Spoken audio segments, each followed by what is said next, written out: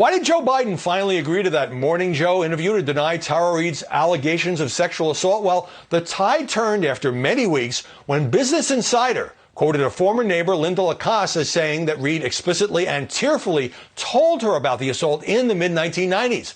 And some journalists began asking potential Biden running mates about the allegations. So you said you've heard her, you've heard enough, you don't believe her, you believe Joe Biden. No, what I'm saying is that the New York Times investigation of her allegations, the New York Times investigation does not support the accusations against the vice president. I believe the Biden I know. Joining us now to analyze the coverage in New York, Kat Timpf, co-host of Fox's Greg Gutfeld Show. And in Los Angeles, Leslie Marshall, radio talk show host and Fox News contributor. Kat, well, Joe Biden has obviously now addressed this on MSNBC, but what does it say to you that the Biden campaign was clinging to this talking point that, oh, the New York Times investigated this and found that this didn't happen, forcing the Times to come out and say, no, that's not what happened at all. We ran a story that had information both favorable and unfavorable to Tara Reade. Yeah, I don't understand that move, because it's not like people couldn't go back and read the actual article and see that it did, in fact, not exonerate him at all. And he had to address it, I think, because it got to the point where people were saying, hey, in the past, you've said believe all women, and we never said you had to say that. That's the standard you foisted upon yourself. So you need to kind of explain, because now you are facing these allegations from a woman. What say you about this? He really didn't have a choice but to address this. Leslie, what do you make of Stacey Abrams, who's obviously running for the vice presidential nod, coming out and using that talking point about the New York Times, discredited talking point in my view, and Amy Klobuchar and Kamala Harris and Nancy Pelosi all saying, yes, we believe Tara Reade should be heard, but we believe Joe? Well, I wrote an article that I believe Joe Biden, but it's not because of the New York Times. It's because I, as a victim, always believe any victim, male or female, that comes forward. But like the former vice president said, you have to investigate, because 2 to 8% of claims are false. Overwhelming majority, over 90%, are true.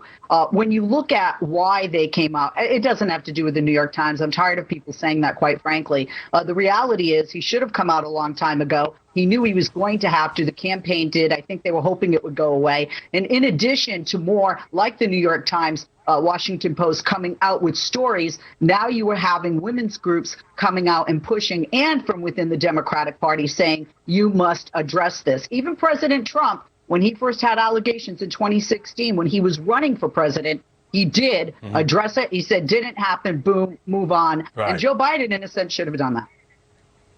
You know, it's interesting, Kat, because there was a 19-day delay before the New York Times and the Washington Post did their reports on these allegations, and then it was sort of crickets for a while, and then you have Business Insider. The piece was by Rich McHugh, who was Ronan Farrow's producer at NBC working on the Harvey Weinstein story. He took it to Vanity Fair. Vanity Fair said no. So we're seeing developments in the story coming from not necessarily the nation's top news organizations. Right. Well, I wish that it were surprising to me to see accusations of sexual assault or harassment or any kind of misconduct be treated as a political issue. But unfortunately, a lot of people do that, regardless of party affiliation. People are more willing to believe something if it's against the opposing party. And I just think that that's so wrong. I really think that in general, we should see this as more of a human issue. And again, I think that we need to look at each individual allegation as a human issue. Look at the evidence, look at what's been corroborated, don't even let politics come into question here with what you cover or do not cover, because that hurts all victims. Because you don't want to say, okay, well, if I come out about my story, then maybe I'll have my side on my team, but I won't have the other side on my team. It's just a gross way to treat the issue, and we've been seeing this happen for years.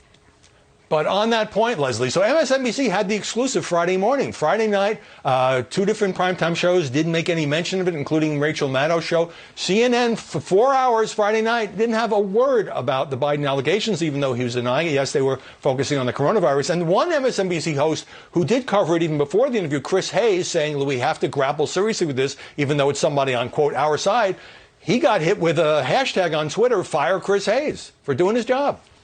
You know, Howie, and it's terrible. He was doing his job. I mean, a journalist technically is supposed to report the facts and let the viewers, in this case, decide. Let the general public decide. That's what I was taught in broadcast journalism 101 and journalism 101 of any kind. The fact that it just shows not only how divisive our nation is, but how much vitriol is within both left and right political ideologies. And that's just wrong. I would actually high five Kat on what she just said, because I always say, look, I'm a woman first. I believe some of Clinton's accusers. I certainly believe Donald Trump's accusers. I have believed Al Franken's accusers. Not all accusers are to be believed necessarily, but you gotta listen when they come out and then investigate. Chris Hayes did nothing wrong. He was doing his job, and actually, if he didn't do it, he would get slammed anyway, Howie, and you know it. Yeah, I know. Well, if we weren't practicing social distancing, you could high five Kat in person, but we can't do that.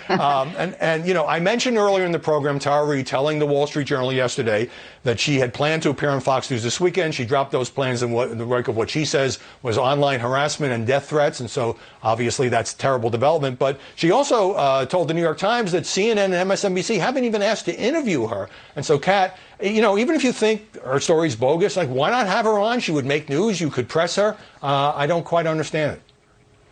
It is clearly some motive other than reporting the news as it should be reported, because we're talking about an allegation where there has been corroboration against a presidential candidate. So it's not like there should be any question of should we or should we not cover this. When you are a news anchor, you are supposed to ask the question, how do I keep people informed on what's going on right now? That's important. You're not even, when people were coming out against Chris Hayes saying, oh, well, this is going to make it easier for President Trump to win the election, so you shouldn't do this. That's totally irrelevant. Right. You shouldn't even be asking yourself that question if you're doing your job correctly. Right. And the AP finding 2 more corroborating witnesses, meaning these are people who Tara Reade told about her account of time, doesn't make this story true. We still don't know. Newly released documents in the Mike Flynn case show FBI agents debating how to handle the White House National Security Advisor, who is now trying to overturn his conviction for lying to the Bureau. What is our goal? Truth, admission, or to get him to lie so we can prosecute him or get him fired? That prompted fiery criticism from the president and from some Fox News commentators. Do you still believe that he lied to the vice president and the FBI? Yeah, well, shouldn't he be punished for that? Sure. I hope to see that CNN will not even apologize, which they should, but just cover it fairly, because he's in the process of being exonerated. If you look at those notes from yesterday, that was total exoneration. These were dirty, filthy cops at the top of the FBI. Anybody who believes that the laws should be applied fairly should be utterly scandalized and outraged by this.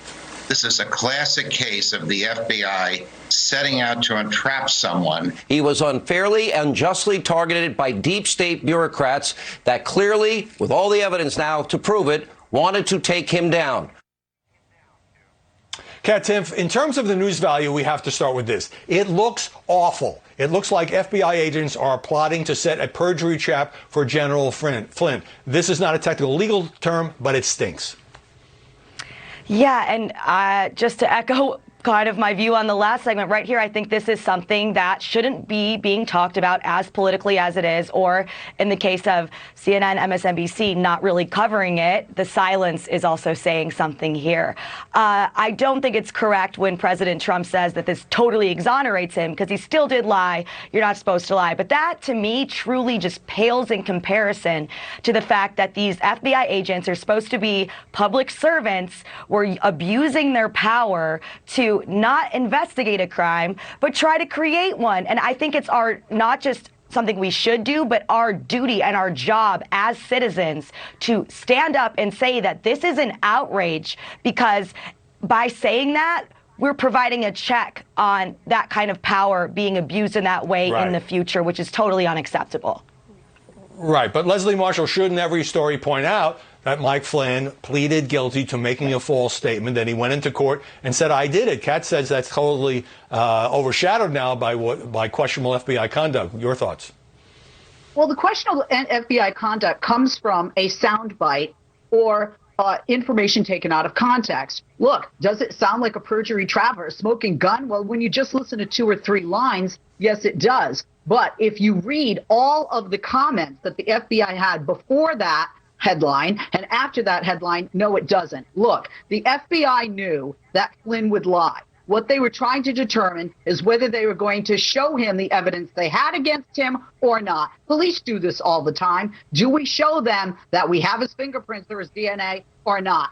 At the end of the day, Flynn had a choice to lie or not to lie. There's no entrapment there. And the FBI already knew that he had lied. And quite frankly, he had already lied to Vice President Mike Pence about it. So they knew that he had lied to them, and he knew that they knew that possibly he would lie to them again. So to me, let's read all the information and then I read put it all out the there. information, and I don't think it's mutually exclusive to say it was wrong that he lied. He did plead guilty. He's not totally exonerated, and also say that these comments from these FBI agents are unacceptable. I just don't think those are mutually exclusive. Well, I disagree. I think when you have that, when you're sitting there and you're debating, look, do we give the guy the evidence? You know, we knew he lied. He's probably going to lie again. Do we show him what we have or not show him what we have? Do we show him our hand or not? Police have these conversations all the time when they're going to interview witnesses. Just to explain to viewers, the reason the FBI knew is because of surveillance of General Flynn and conversation with Russian Ambassador Kislyak. But, Kat, when the president says, well, he's been this total exoneration, I mean, I understand he's championing his guy, but ultimately that's up to a court to decide, right? Right, it absolutely is. And I think that President Trump, I would be very less than shocked to see if Flynn gets pardoned by President Trump. And this kind of provides what I think he and his base would see as a justification for that. But again, you're not supposed to lie to the FBI. That is not something that's up for debate. But I just wish that, again, it wouldn't be so political on both sides of the ones that say, oh, there was absolutely nothing wrong with what the agent said, or not, there should be raised no suspicion. But also, it's not total exoneration, but Trump doesn't even have to go that far and say that. He could say, hey, look, I've been saying this whole time this was politically motivated. Look at what happened here. Got it. All right. Well, the president did say he doesn't plan to get into the case anytime soon, but obviously he does have the pardon power. Great discussion. Leslie Marshall, Kat Timpf, thanks for joining us this Sunday. Thank you, Howie.